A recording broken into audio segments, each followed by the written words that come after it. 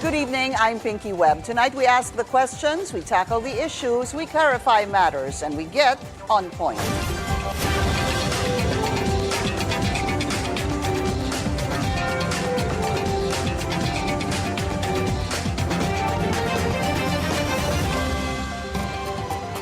The National Grid Corporation is now in hot seat as lawmakers grill the company over multiple issues that affect not just the public but possibly national security as well. Lawmakers point out many of the NGCP's projects have been delayed, costing not just power producers billions of pesos but consumers as well.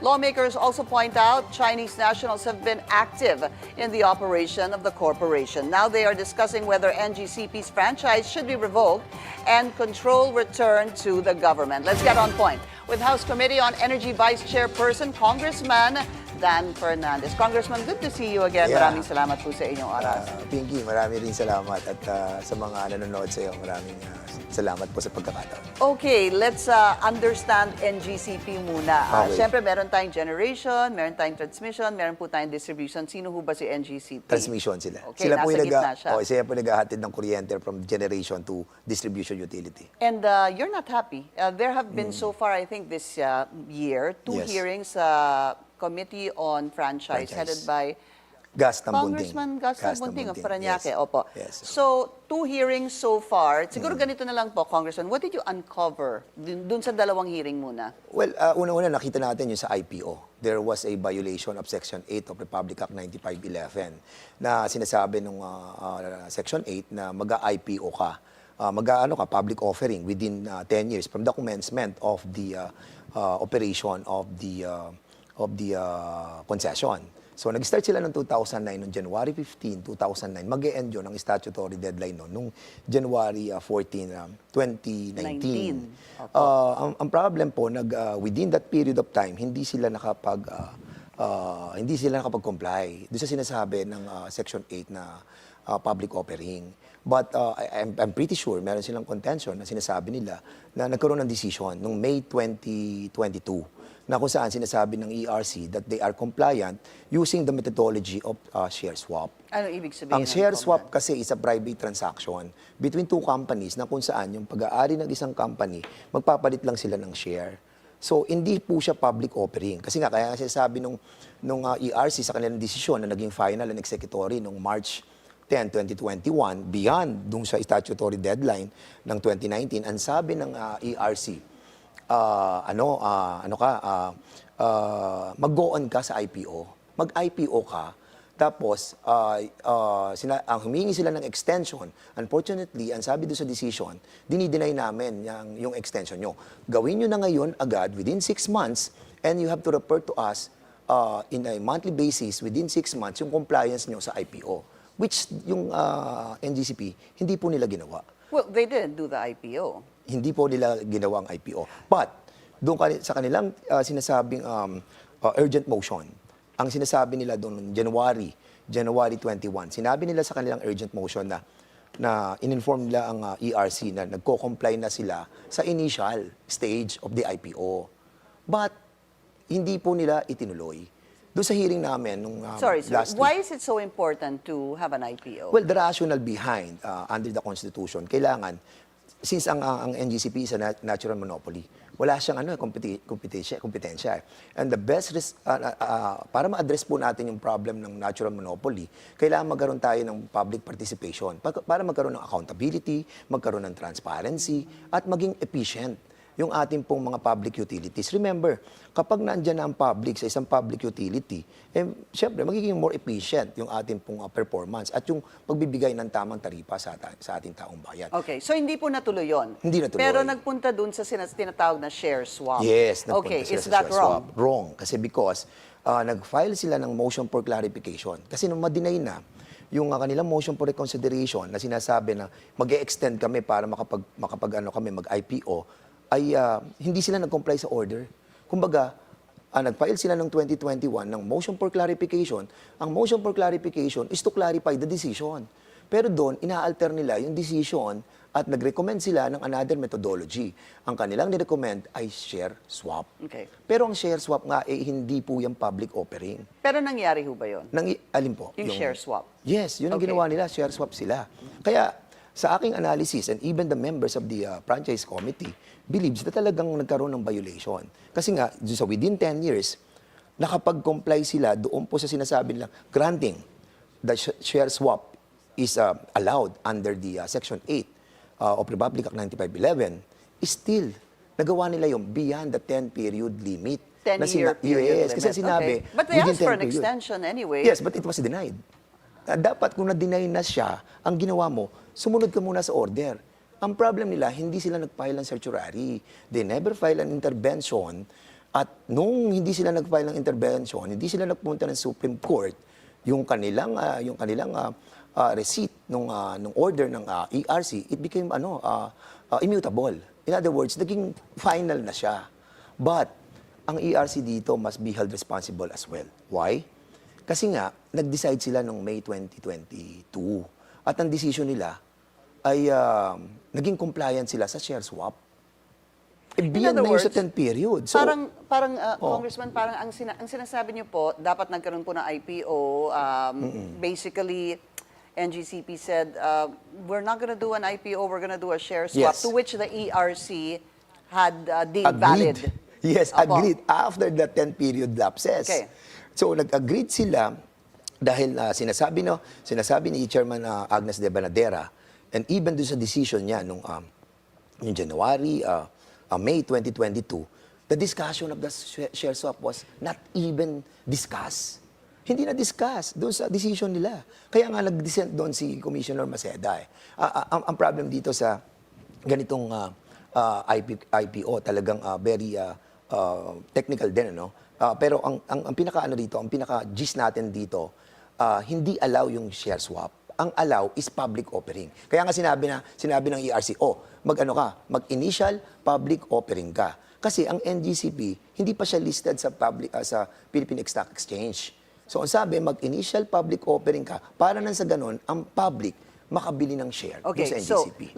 I'll cut you there. So 2022, you said that the ERC had deemed valid the Yes. share swap, okay?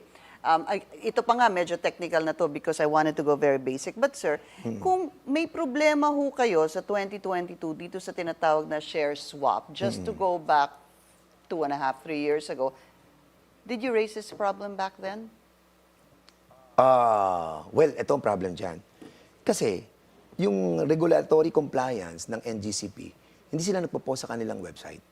And this decision of May 2022 regarding the share swap was even hidden. Hindi siya I think for so long hindi namin siya nakita. Ako tinitingnan ko website ng NGCP eh. But you never also asked what happened to the IPO. I don't know what's that? You never also, hindi nyo po nakita itong sinasabing share swap, but you Hindi. also did not ask what happened to the IPO. Yes, oo. Nalaman ko na lamang po yan nung mag-conduct na po kami ng hearing. And I was able to get a decision from the ERC na nakita ko na nag-file sila ng share swap after na doon sa 10 period na nag-lapse. Here's the question, sir. Why is it the fault of NGCP if, number one, ERC deemed valid their share swap to begin with? Kumbaga, kung ikaw yung kumpanya, nagpaalam ka sa ERC, sinabi ng ERC, that's okay. Why is it the problem of NGCP? Ang problem kasi ng NGCP, hindi sila nakapag-file about dun sa sinasabi nilang methodology na share swap. Sana, ang ginawa nila, hindi sila nag-petition for extension ng listing ng share of stocks ng NGCP.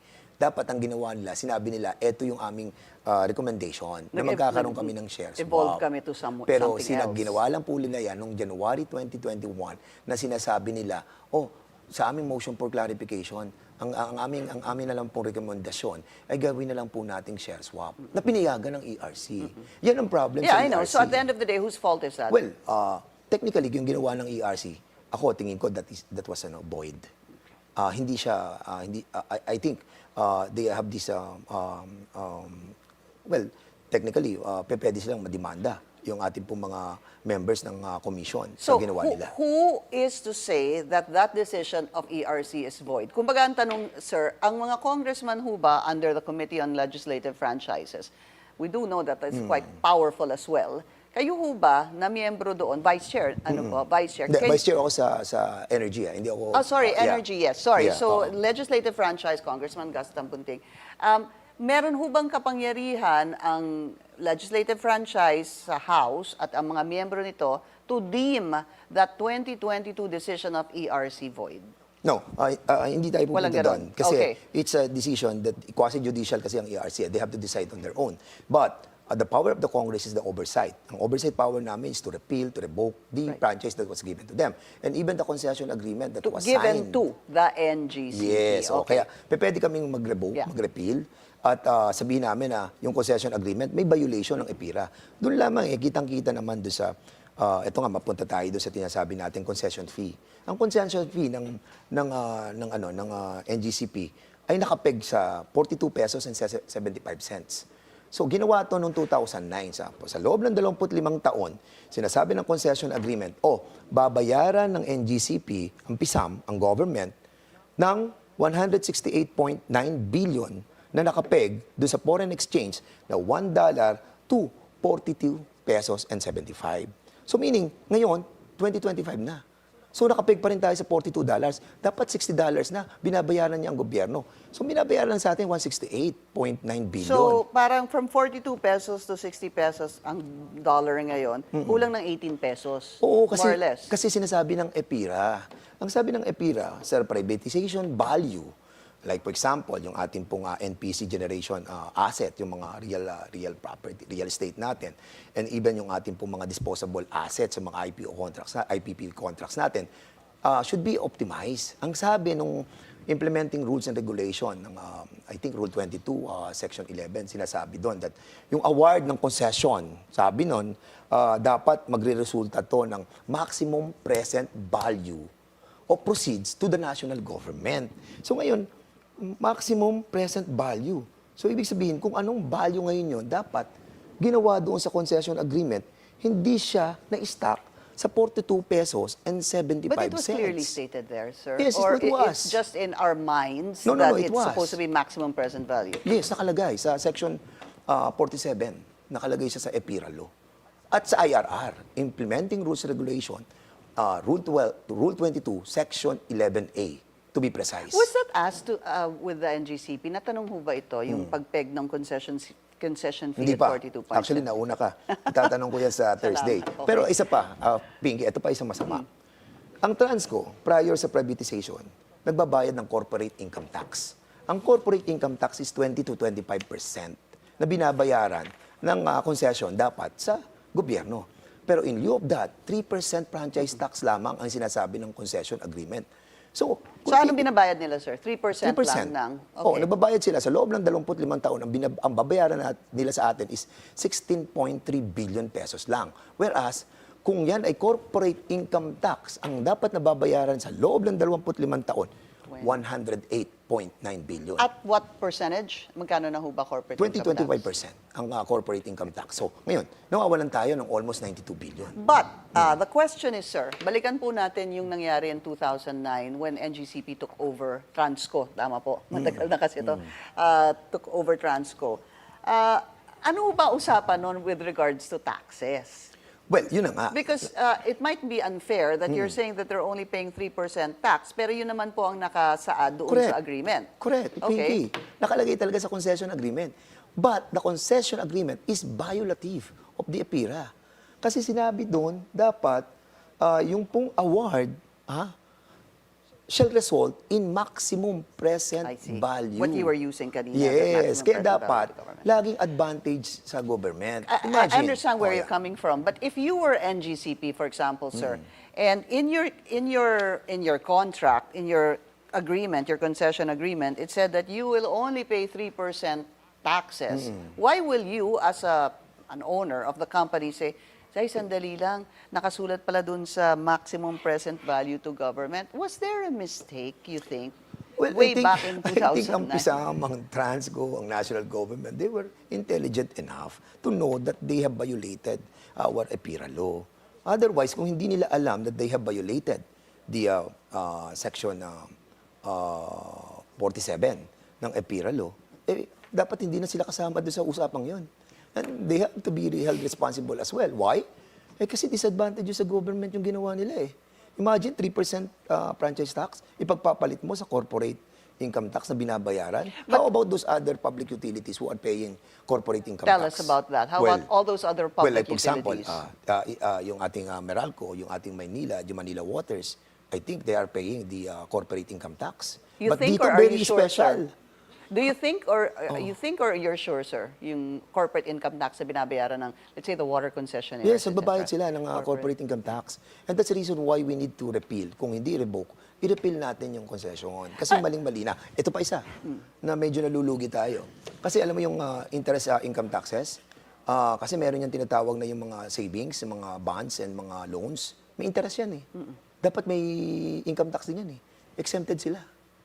Nawawalan tayo dyan ng 1.8 billion. Yeah, and they have I read to pay about that. Ang basic na, my understanding was, the basic payment they're doing is 3%.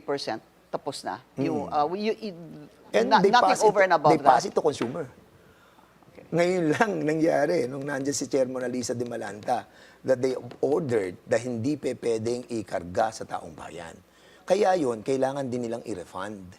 Kasi nga, there is a provision in the rules of the RTWR, o yung tinatawag na rules on transmission, distribution, transmission wheeling rates, na dapat, kapag may maganyang overcollection, i-correct yung error. You have to refund. Oh, of course, they have to refund. Since when were you looking into this issue of NGCP, Since sir? 2019, and also the distribution utility. Why? Meralco.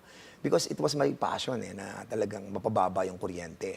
And this one, ito, katulad nito, yung kanilang mga CAPEX, yung sinasabi natin capital expenditure. Kasi gusto nilang pabayaran yung mga proyekto na hindi pa natatapos, hindi pa sa use and useful, hindi pa siya nako-commission. Kailangan lang i-charge sa taong bayan. Sinabi doon sa EPIRA law, sa 34F, sinasabi doon that the computation of the rate base, o yung rate base, sabi kung ay dapat daw yung rate base, yung transmission utility, shall not include the management inefficiency, including yung mga cause of project delays. Yung mga project delays natin, yung mga project, ipinakarga nila sa atin. Kung babalik ka po dun sa EPIRA law that there have been violations in the EPIRA law compared to, let's say, the concession agreement with NGCP, I guess, who takes precedence? Paano ho ba yun? Are they Well, of course, the EPIRA. Kasi this is the mother law. And the concession agreement, nagbunga siya because of the EPIRA. And this concession agreement violated the EPIRA law. Like, for example, doon sa rate na dapat singilin, na dapat yung mga project hindi mo kinakarga sa taong bayan pag hindi tapos, ikinarga nila. And that is, again, you were Yes, saying. So there were actually that is four violative. violations that Yes. you had identified. We're going to talk about more of the NGCP. And I guess the question that most of the congressmen were asking, who owns it? And more than that, who controls it? We'll have more of our discussion with Representative Dan Fernandez. After the break, please stay tuned. This is On Point.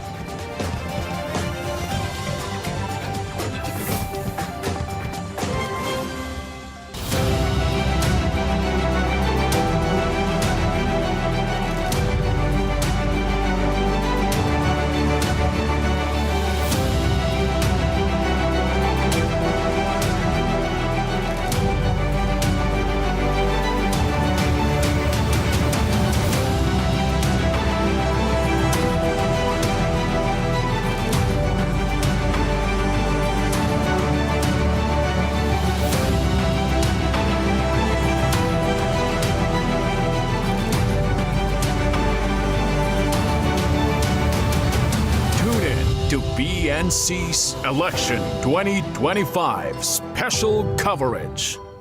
First, updated, on top of everything, and focused on the things that matter most. This is who you want to be. So scan your digital boxes now and search for Billionario News Channel. Always on top. Welcome back. You're watching On Point. Still with us, Congressman Dan Fernandez. Sir, I also read about these delayed projects. So, syempre, importante po yung mga proyekto kasi nga, this is a a whole system that needs to work, no? Generation, transmission, etc., distribution. 34 out of the 737 were fined at 15 million pesos by the ERC. However, you have people like Energy Undersecretary Garin saying that they're not supposed to be solely blamed for this. Meron din po kayong kasamahan sa Kongreso. Pag-usapan po natin itong Mindanao Visayas Interconnection Project, MV, it's called MVIP. Ano po?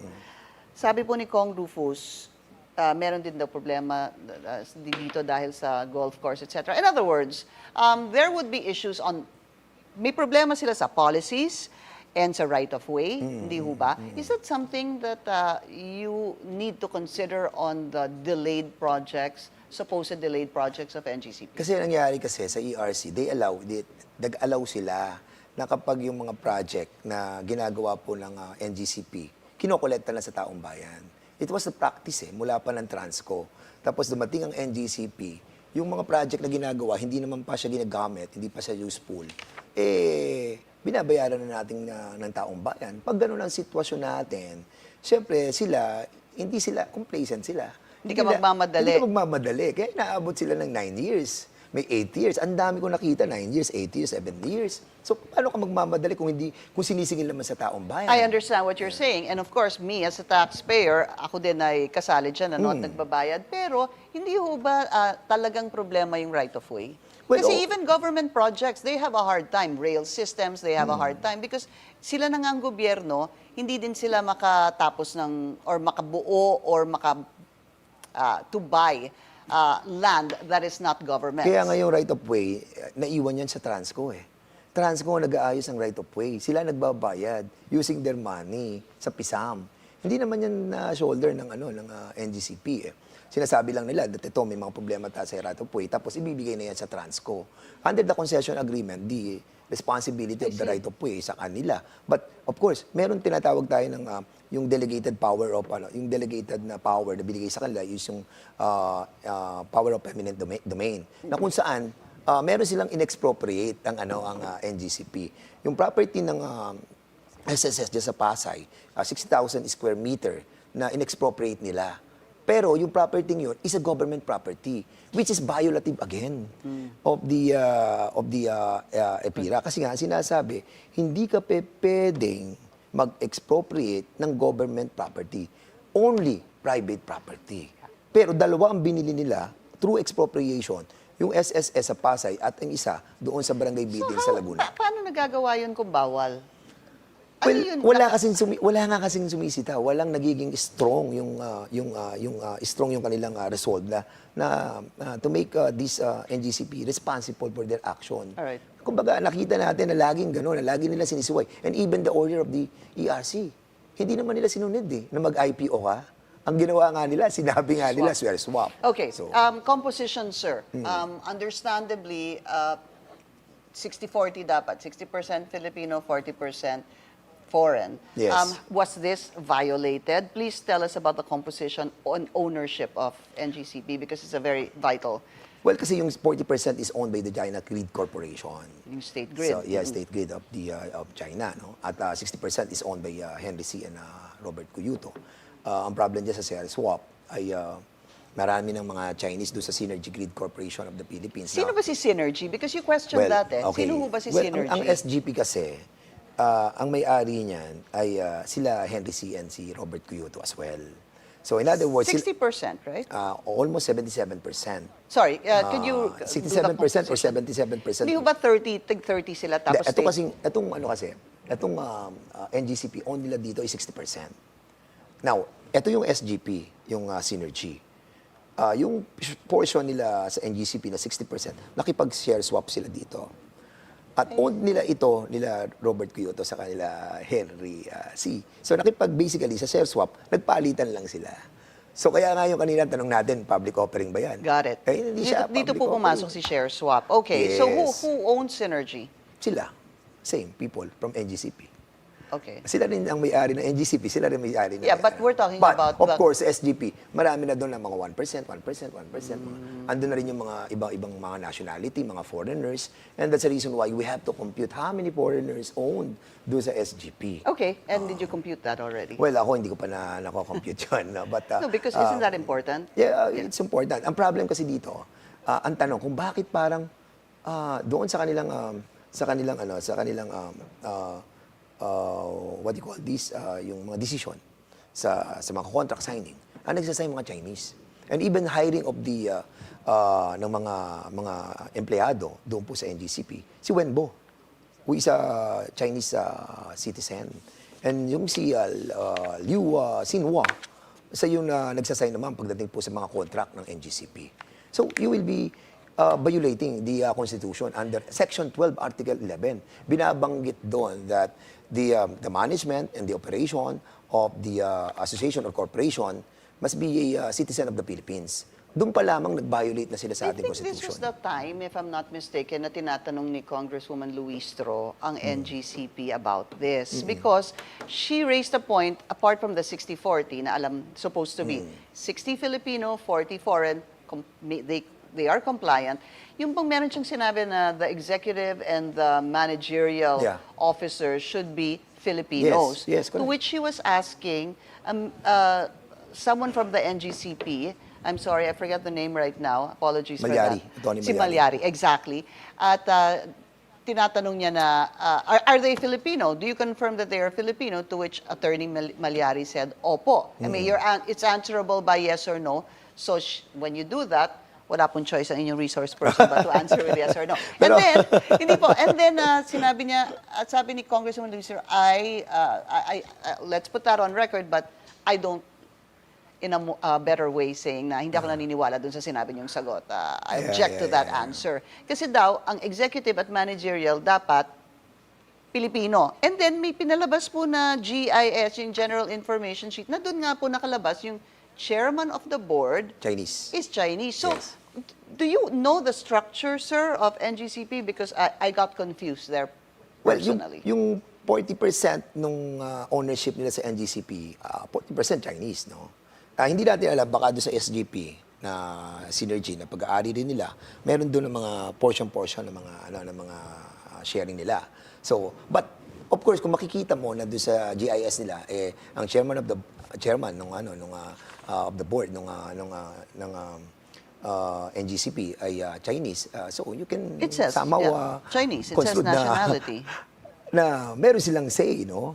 But of course, alam mo, pag titingnan mo kayong sa corporate world, no? Alaw naman yan kahit binoto, kahit na nga 1% share, 2%, 10%, You can siyang be the binoto, chairman. di ba? But ang problem is yung signing ng mga Chinese doon sa authority, doon sa mga contract ng NGCP, and even hiring. Ang sabi ng Section 12 ng Constitution, ang Article 12, Section 11, bawal ang hindi Pilipino Na nagsasign ng mga... na nag-ooperate at nagme-maintain ng mga association and corporation. Operation Yun ang violation and maintenance. ng kaya continuing disregard of the Constitution, yung naging violation ng NGCP. What are you looking at, Congressman Dan? Repeal, amend, or ibalik po sa gobyerno? Well, ako, nakikita ko ibalik yung system operation. Kasi ngayon, hawak din nila yung system operation. Ang ibig sabihin, pwede sila sa infrastructure, sila yung gumagawa. But of course, yung system operation, ikaw nag-ahawak, nagko-control ng system. Meron silang tinatawag na eskada. Ito yung system nila na, yung mga equipment, ginawa nila, nari na yung mga equipment. So may mga equipments na nari na kung saan, yun ang ginagamit ng mga operator doon. So sinasabi ng operator doon, hindi po natin control yung kaya na isa. Kailangan yan, manual, yung buo para sabihin mo na makokontrol mo. But of course, lip service yan But sabi ko nga, bakit hindi natin puntahan? Magsama tayo ng expert para makita natin kung talagang kayang i-control ng isang tao yung operation ng sistema. Kasi alam mo, Can you liken it to something else, sir? That's something that we can understand. Well, Kasi pag sinasabi niyo, para sa inyo, ang gusto ko ibalik sa gobyerno ang operation, paano ho ba yan? well, parang ganito. Can you compare it Halimbawa, to something ikaw, else? may-ari ka ng restaurant. Di ba? Hindi ka naman pupunta dun sa restaurant mo. So, naka-laptop ka, may system ka. So, pag nakakaya mo, halimbawa, bubuksan ko yung CCTV ko, o titignan ko yung mga You see tao what's ko kung going on. kumikilos. Ganun din sila. So, yung system nila, nakokontrol ng operator. Hindi dapat tayo na lang sa buong mundo na ang system operator is being managed by a private company. It should be controlled and managed by the Filipino people, by the government. Otherwise, we will be compromised. Our national security will always be compromised because the system operation, trafficking of the electricity is being controlled. Yun ho by ba the yun? foreigners. System Yes. operation, trafficking the electricity. Yes, alam Yun ho ako, ba yun? yes, parang ako transmission. Di ba? Ako kukuha ng kuryente sa power plant eh. Ako yung kukuha. Ako kukuha ng kuryente mo. Tapos, dadaan sa akin yan. Pag daan sa akin yan, ako mag-distribute niyan sa mga utilities, sa Merargo. Daan kayo sa akin, ako magta-traffic niyan, sa ako dadalhin. So, yun ang function ng system And that's operator. very important. Yes. Di ko sabihin nila, sandali, kung China nag-handle niyan, huwag natin dalhin niya sa Department of Defense. Huwag natin dalhin niya sa AFP. Huwag natin dalhin niya sa PNP. Huwag natin dalhin niya sa port. I-blackout natin yung mga yan. Sa pag ginawa nila yon, paano? Hindi natin alam yun kasi hindi pa tayo nagkakaroon ng direct confrontation with China. But, if ever magkaroon tayo ng confrontation, I'm pretty sure gagawin nila yan. What can be done? I mean, is there a need to look into or visit or what? Siguro, palitan po yung role ng Transco, palakasin yung papel ng Transco, paano ho ba? Hindi, ako tingin ko talaga, yung Transco is owned by the government. Yeah. So, dapat yung system operation, hawak ng Transco. Doon man lang. So, ano sila? Doon man Assets and systems operation? Yes. Because they own the assets. Just for context, yung pong mga assets ay pagmamayari ng Transco. Hindi ho ba? Yes, so pag-aari yan. Kumbaga, i-delegate lang natin yan sa NGCP. They don't own it eh. Kaya nga, ang problem pa nila, lahat ng property na binibili na, expropriate nila, ipinapangalan nila sa kanila, NGCP. Ang sabi nila, hindi, itatransfer naman namin after the franchise eh. Ay, paano naman yung value? Pagdating ng 2034, magkano na natin bibilin yan? Malaki Baka hindi na yun, na natin sigurado. kayang bilhin yan. Yun ang kanilang contention eh. Hindi, kaya hindi namin nililipat sa inyo. Pag natapos ang prangkisa, doon namin nililipat. Ha? Eh di mahal na yan. So, when is the end of the 25-year 2034. 2034? Matatapos na. Okay. Kaya nga ang tingin ko dyan, kung sakali na maayos natin at yun sa rate setting natin, yung sinasabi nga natin kanina na if ever na maayos natin na yung mga project will not be considered by ERC as spent at will be considered as commissioned and useful lamang yung project. Kasi ang laki ng capex nila eh. Ang laki ng kanilang tinatawag na doon sa computation ng kanilang mga asset, talagang mataas. So, ibig sabihin, maaaring bababa po yung kuryente natin sa transmission ng 13 to 14 cents at magre-refund po tayo ng 95 billion kung sakasakali na ang gagawin natin, use and useful sa mga projects. Okay. Just very quickly, because I can't let you go without answering this. Impeachment, what's happening, sir? Impeachment? Well, kung nilapitan na ho ba kayo, are you willing to sign the impeachment? wala pang lumalapit sa akin. But of course, kapag ako... Pag may lumapit po sa inyo? Pag may lumapit sa akin, babasahin ko yung impeachment complaint. But of course, sa lahat ng mga nakikita nating ng mga ebidensya that was discussed in the House Committee on Good Government, makikita mo na talagang hindi ko naman sinasabing guilty, pero sinasabi natin ang bigat ng ebidensya. Would you sign it? Well, I think I will. Congressman Dan Fernandez. Sir, thank you so much for your time. Tomorrow, we're going to have NGCP also to, it'd be perfect for them to answer what we've discussed Kala ko today. dito sila ngayon eh. Hindi, kasi sayang po, 30 minutes, kulang pa ho yung oras sa inyo. Dami ko pa tanong. Tomorrow, we have NGCP. Maraming salamat. Congressman Dan, thank you. Belated happy birthday to you. Salamat. Thank you. And that's On Point. Join us again tomorrow, 7:30 p.m. here on BNC, the Billionaire News Channel. I'm Pinky Webb. Thank you for watching.